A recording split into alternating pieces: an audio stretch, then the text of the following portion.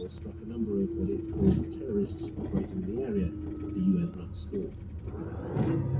Scientists in Scotland say urgent research is needed to measure the environmental impact of increased maritime traffic in the Arctic.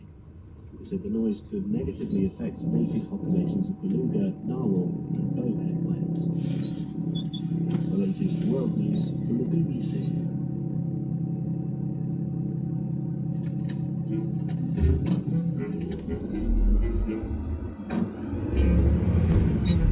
This is Crowd Science from the BBC World Service. I'm Caroline Steele. And I'm Marnie Chesterton. And we're stood outside what looks sort of like a house, but something's not quite right. So the windows aren't proper windows, they're ventilation slats. And then another big clue is all the security cameras on every single corner of the building. We're staying on the road because it's public property. The reason that we're hunting for this place is because this week's show we're on a quest to find and weigh the internet. All thanks to a question from listener Simon. So I'm Simon from Sydney in Australia. So my question from Crowd Science is what is the base of the internet? Right. And what made you think of that? It's actually something my kids said to me they were spending far too much time on social media. I said to my elders, I said, look, get off the internet, go and read a book. And my youngest then said, yeah, that's right, you're weighing the internet down. And that got me thinking, well, actually, what is behind the internet? Everything that stores that data, that information, particles, atoms, that's the question, whatever it is, what does it weigh? That's where the question came from. Okay, so I think we need to work out how many electrons make up the internet, how many electrons are needed to store all that information out there, all those web pages, those emails, those cat videos. Yeah, surely we should count all of the other stuff, the cables, the data centers, just the huge amount of infrastructure that actually means that you get working internet to your phone or laptop to watch those cat videos. But we could do both. Okay, that could be a compromise. Basically, I'm happy to try, but I feel like we will be on a wild goose chase. That's never stopped us before. I think we need to start with a sense of what infrastructure is even out there. And luckily for us, we're not the first people to ask, what is the physical internet? There's a writer called Andrew Blum in New York, and he wrote a book 10 years ago, in which is a lifetime of internet terms, about his journey to try and uncover the physical infrastructure of the internet. He could be our guide. I asked about his journey, and it all started with a squirrel. What made me realize that there actually was something there that I could go see and visit was this fateful day in the winter of 2009 when my internet at home broke and a repair guy came to fix it and sort of followed the wire from behind my couch out to the back behind my apartment building in Brooklyn and saw a squirrel and said that there's the problem, a squirrel is chewing on your internet. It seemed remarkable that if a squirrel could chew on the piece of the internet that connected my building to the box down the block, there must be other parts of the internet that squirrels can chew on. And I had this shift in thinking of I'd always wanted to kind of follow the bits, like kind of superhero, like go into the computer and see where I would come out. And I realized that you didn't have to do that. You could just follow the wire. You could just kind of yank it from the wall and keep going. Could you talk me through what happens? Say I'm sending you an email from here in London to you in New York, and it feels like it arrives instantly. If you were to sort of follow it, where exactly does it go? Yeah, well, the biggest part of the journey would be along one of the not very many undersea cables that cross the Atlantic. And when I say not very many, it's not like hundreds, it's more like a dozen or so, although we've been building new ones the last few years for the first time in a while. And to get to that cable, it will pass through one, again, not very many sort of key internet buildings, key internet hubs or exchange points in London and then New York.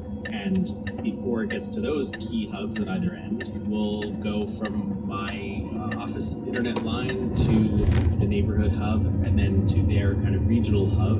And then that regional hub will connect to this ultra-regional hub, kind of JFK airport of the internet. So what if you're not plugged into something? So say I'm sending you an email from my phone, not from a computer.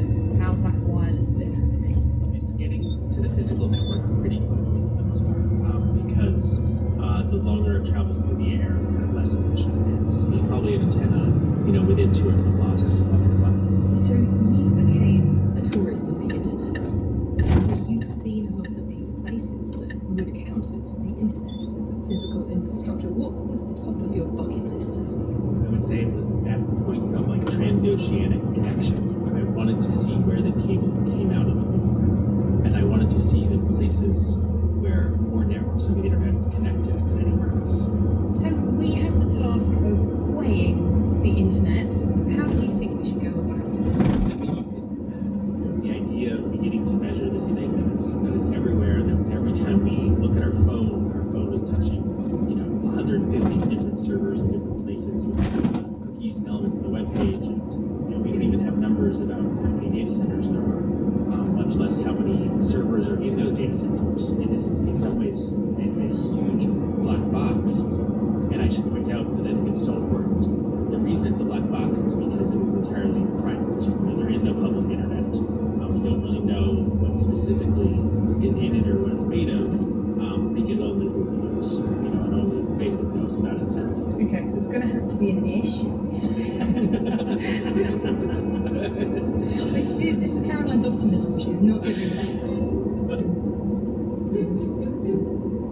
Okay, so it might all be privatized, which makes it tricky because you'd think we'd have to email each company individually and find out exactly how much infrastructure they have and then add it all together. But luckily, we don't have to do that. Hooray! Because someone else has done it for us. My name is Lane Burnett, and I'm a researcher at a company called Telegeography. We're based out of Washington, D.C., and we study how the internet works and what it looks like. So, at Telegeography, you make maps of the internet, right? Yeah, that's part of what we do, yeah.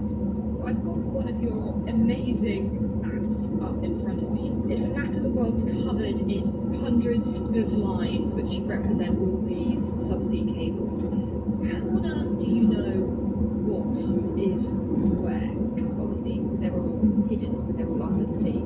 As much as we can, we like to talk to people. So we're at conferences, tracking every news story we possibly can about when new cables are being announced. I think I have 5 separate Google alerts that ping me every day if someone says new submarine cable in one of 20 languages. You're kind of like a sort of cable detective. Yeah, I call it going on a cable hunt. Looking for new systems, yeah. How big are we talking? Could you compare one of these cables to something that people will be familiar with? Yeah, just think garden hose. Garden hose. Yeah, it's small. It's just kind of mind-blowing that something so small can contain so much information. Do you have any idea how many kilometers of cables there are out there on the ocean floor? Oh yeah, we can certainly add up everything that we have, and I got a little post-it note for you here. So numbers. Great. Yeah, it's 1,400,023 and 636 kilometers. 1.4 million. 1.4 million.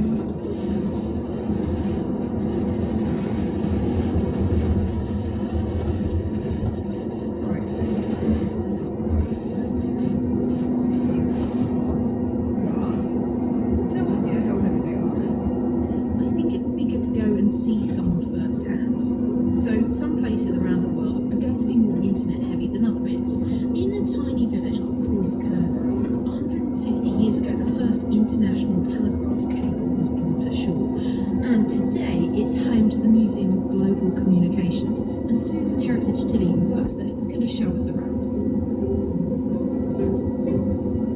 Oh wow, look at those waves! They're huge! Let's go surfing after this. We're just walking down to a small hut looking out over the beach. So yeah, hopefully we're going to see where the telegraph cables used to be at.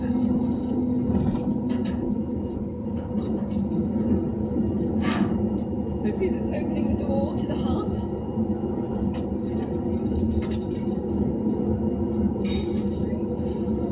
Thank you. Wow, okay. There's a lot of cables in here. 14 cables. You can see at the head of each.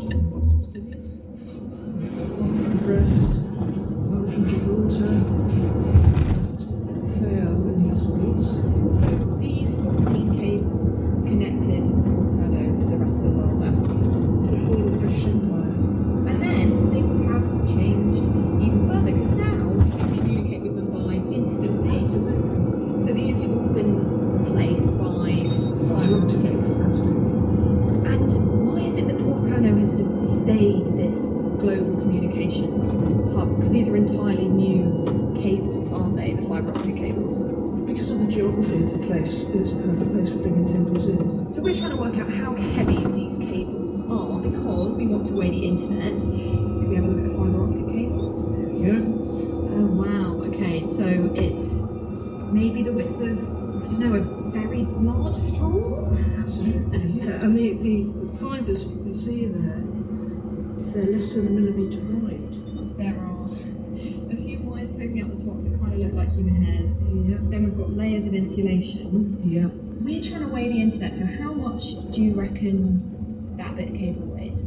10 milligrams? 10 milligrams. Yeah. Pretty light. It's 10 milligrams maybe if you're counting the hair in the middle. I'd count all of the insulation, but this is where Caroline and I disagree about what counts as the internet. So we happen to know that there is 1.4 million kilometres worth of this cable on the seafloor. So it's going to add up to quite a lot.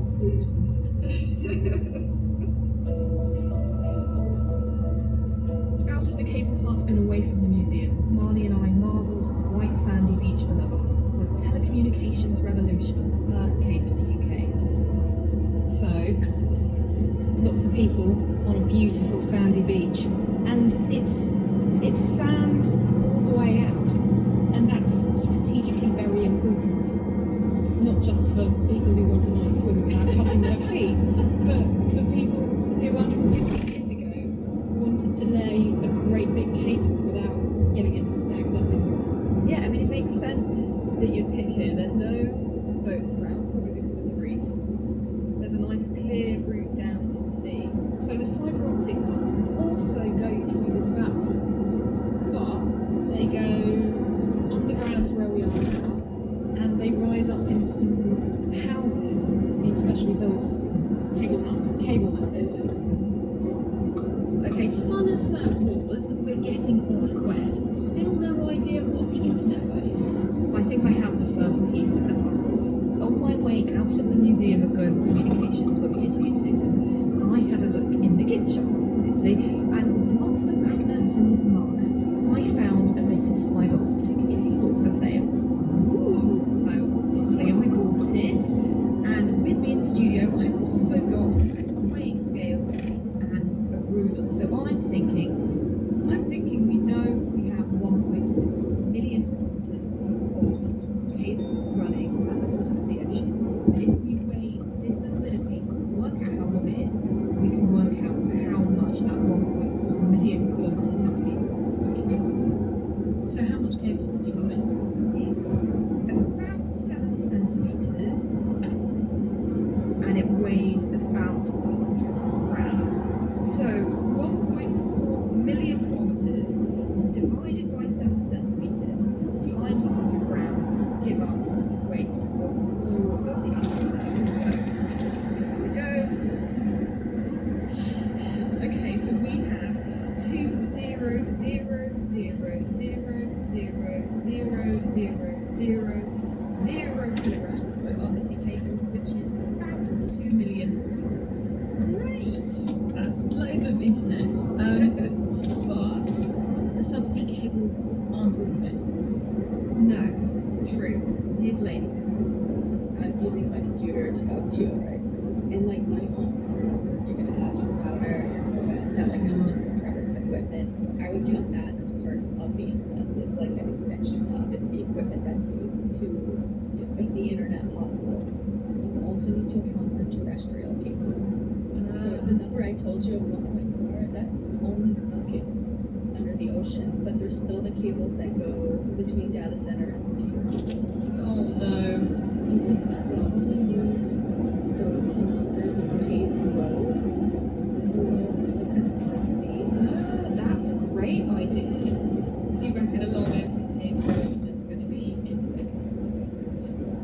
I think some roads are gonna have less, Yeah, I mean, we're aware that it's going to be very much-ish. less ish and more at least.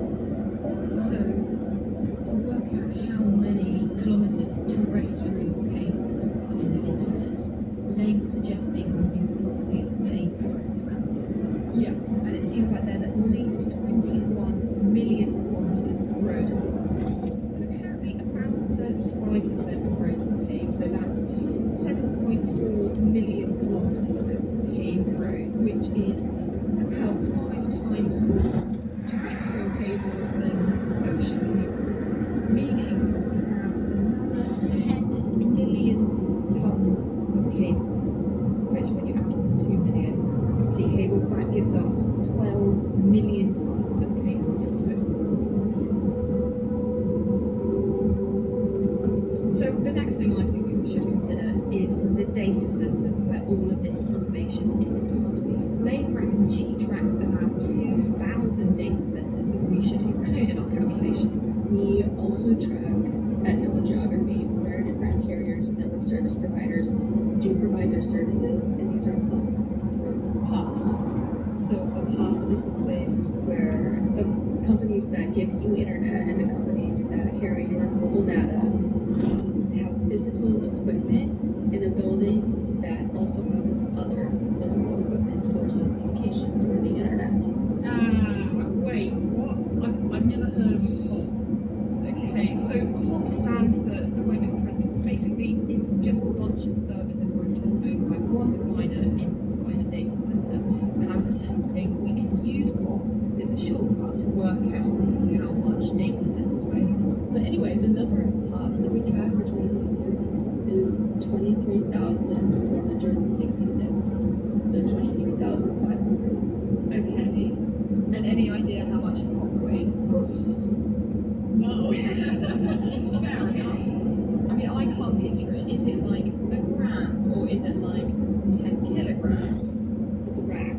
Okay. Yeah. With a bunch of little boxes on it with blinking lights. That's kind of always what I imagine the internet looked like. So let's say that one shelf of POPs is just covered in those modems that you find at home, kind of the thing that connects you to the internet. Mine is 500 grams and 6 centimeters wide. And how big should we make the shelf? 3 meters. Perfect. So if we've got 3 meters worth of 6 centimeter modems, that's 50 modems per shelf. There are 22,000 shelves of POPs, so that's 1,100,000 modems, 550,000 kilograms of POPs. But we need to add in all the actual modems people have in their homes, right? Well, about 65% of the world has access to the internet, so that's about 5 billion people. Let's say you've got a modem per household, and the average number of people per household is 5, so that gives us 1 billion modems. And with modems being 500 grams each, that's 5 million kilograms of modems.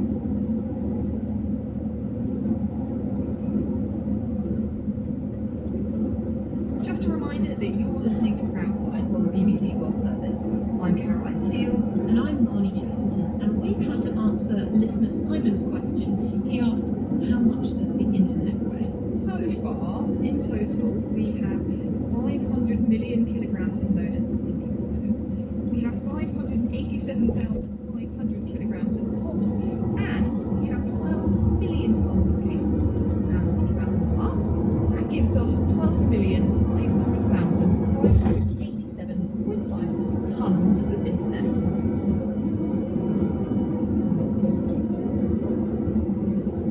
But But not everyone connects to the internet via cables. I mean, 60% of internet traffic comes from mobile data.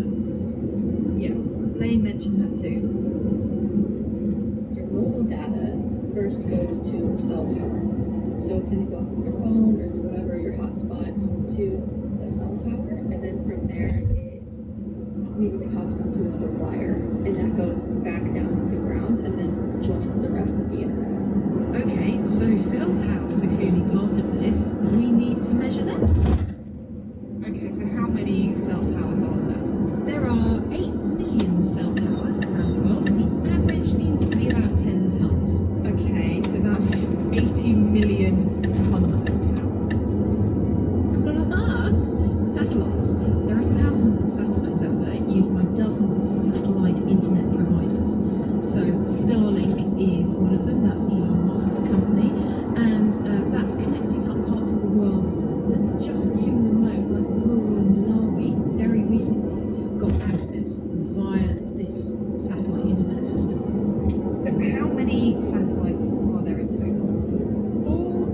1,519 Starlink satellites, which obviously isn't all of them, but we know that they're a big cheese. Every second satellite is one of theirs. Okay, so about 9,000 satellites in total. How much does a satellite weigh? Okay, they annoyingly vary in mass. Some are 6 tons, some are shoebox. Let's take an average 800 kilograms. Okay, so 9,000 satellites at 800 kilograms, that's about 7,000 tons. Plus the boxes.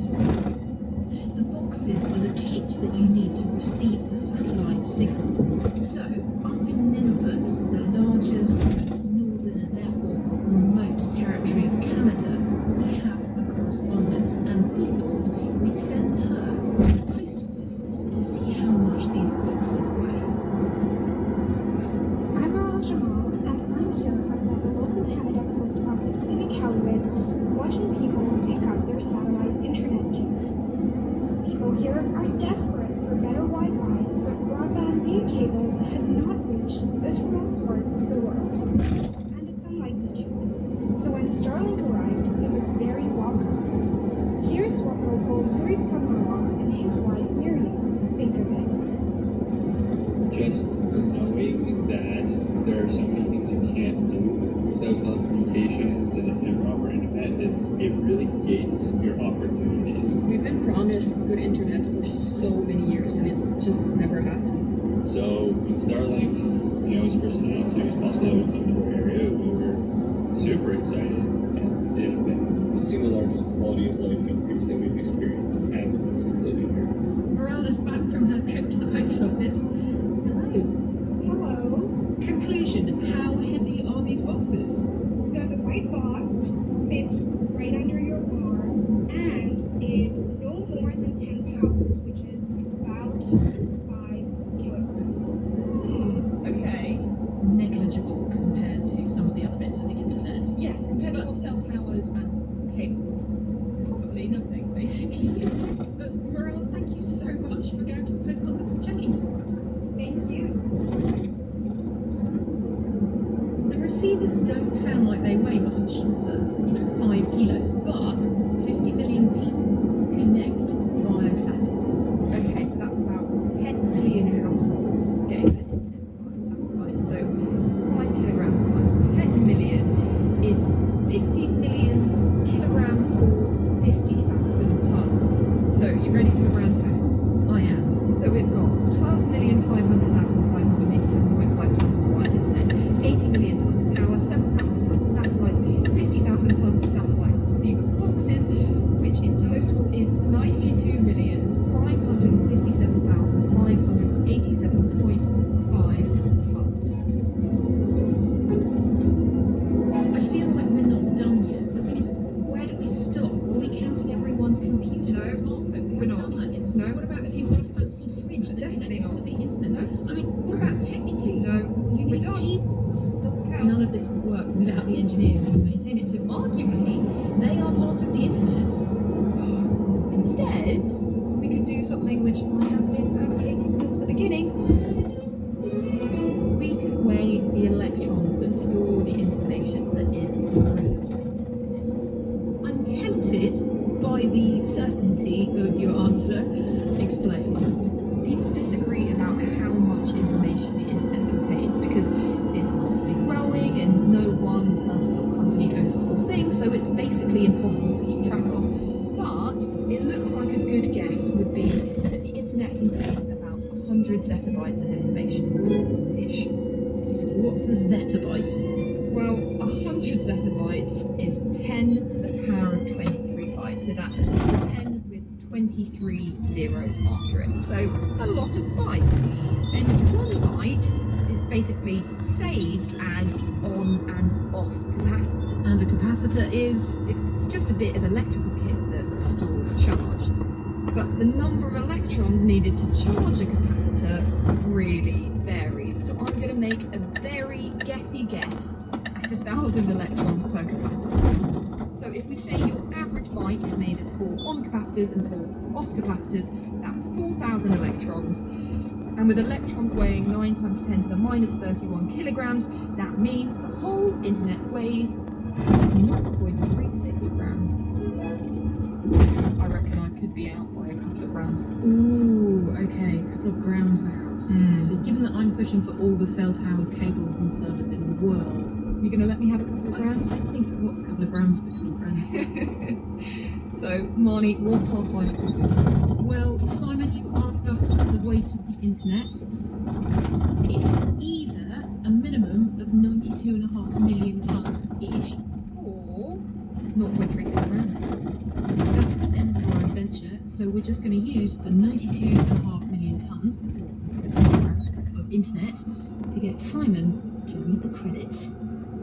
That's it for this edition of Crowd Science from the BBC World Service. This week's question came from me, Simon, in Sydney, Australia. It was presented by Caroline Steele and Marnie Chesterton. If you have a question for Crowd Science, email crowdscience@bbc.co.uk. Thanks for listening. Bye.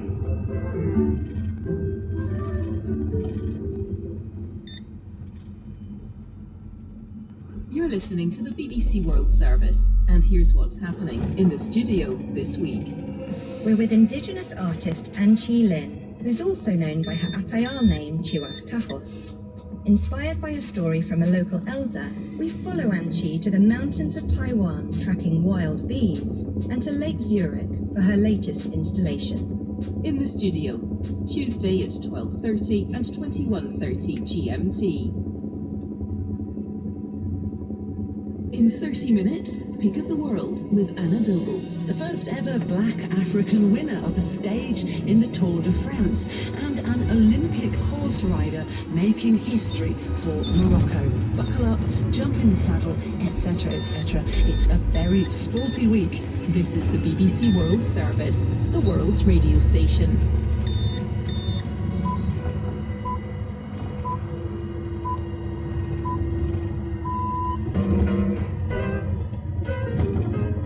I'm Myra Anibi, and today on People Fixing the World from the BBC World Service, we're talking about mental health and finding out about different ways to get people the help they need. We'll go to the US to hear how one state is responding to emergency calls related to mental health. I looked in and they didn't look very professional. But by the time I got to his apartment, they had him talking like they were best friends. And later, we head over to Denmark to find out about a surprising prescription. As a person that doesn't really sing that much, I was like, oh no, this is gonna be scary, but it's a really enjoyable and surprisingly fun experience. So let's talk about ideas helping people with mental health conditions on People Fixing the World right after the BBC News.